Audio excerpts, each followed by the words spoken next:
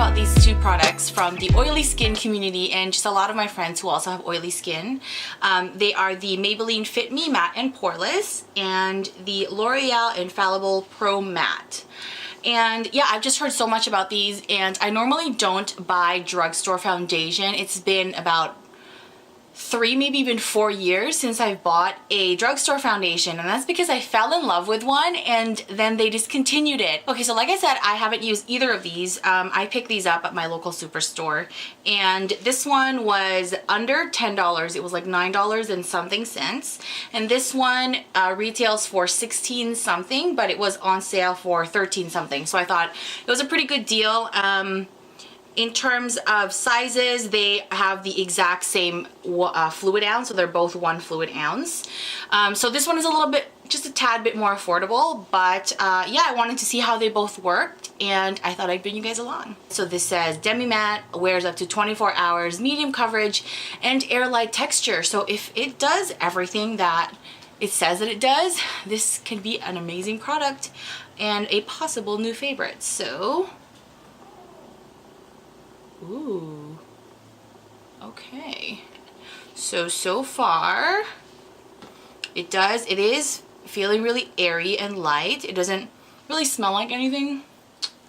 And I'm gonna try just putting it on this side of my face. Oh my god, I hope, okay, it's not too light, okay. So I'm just gonna dot this on my face, and I'm going to apply both of them with the same way. I'm going to do it with my Real Techniques. This is my Real Techniques sponge, and I have soaked it and wrung it out so it's not actually like dripping or anything like that. But yeah, let's try it out.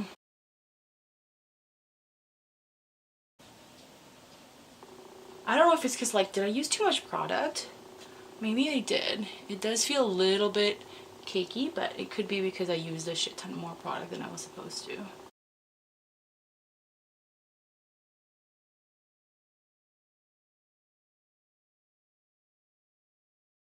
First layer is on, and I'm going to go in with a second layer just in the problem areas that I have, which is really around my nose and around my cheeks as well.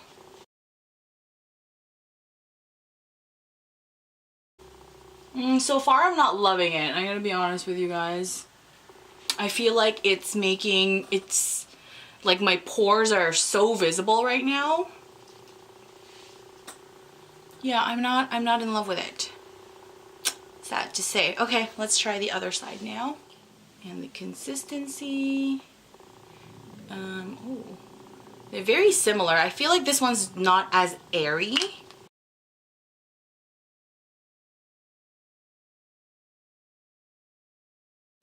This feels like it's got a lighter coverage. I mean, is it supposed to be a lighter coverage? It says mattifies and refines pores, matches natural tone, natural seamless finish.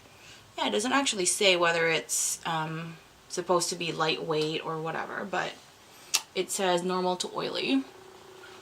And I've got oily skin, so let's see. Yeah, it feels definitely lighter.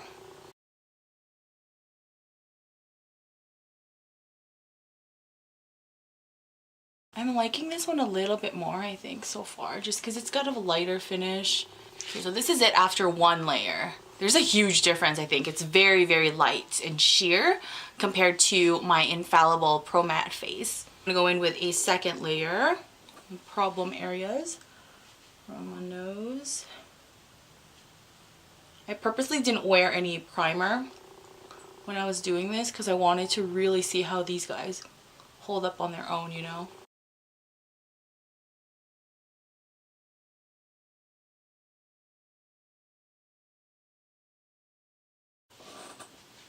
Ugh, I thought my pores looked bad on this one.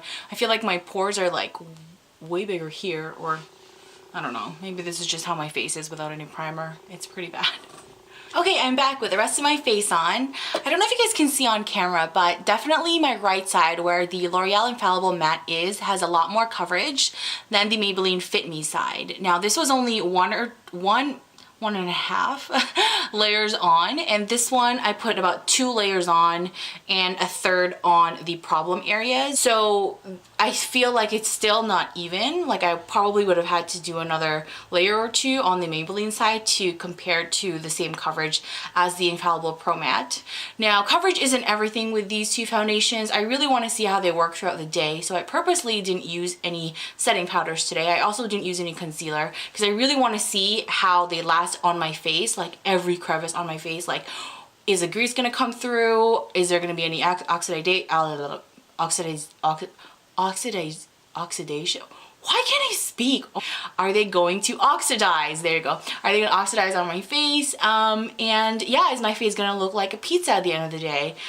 Who knows? So I'm going to be right back later tonight to check in with you guys.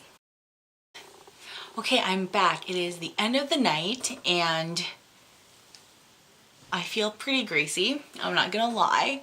The right side has L'Oreal Infallible Pro Matte.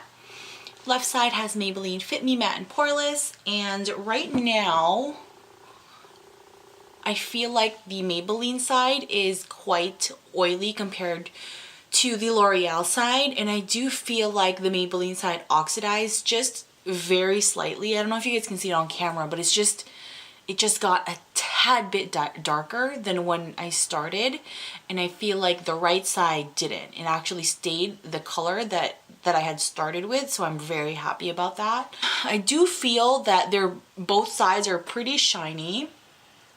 I don't think either of them really kept me matte. I'm gonna do a test with oil blotting sheets. This is from e.l.f. Shine Eraser, and yeah, I'm gonna see how many of these blotting sheets I can use on my face to pick up all this oil. So it's about to get dirty up in here.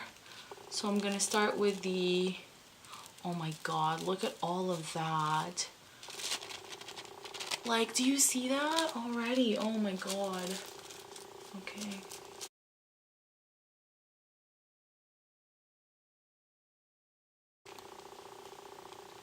Two and a half on my right side. And then we'll see how the left side does. Oh man, that forehead.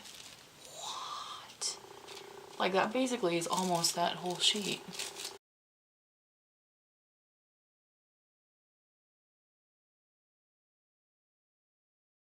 So this one has 1, 2, this one seems like a full one, 3.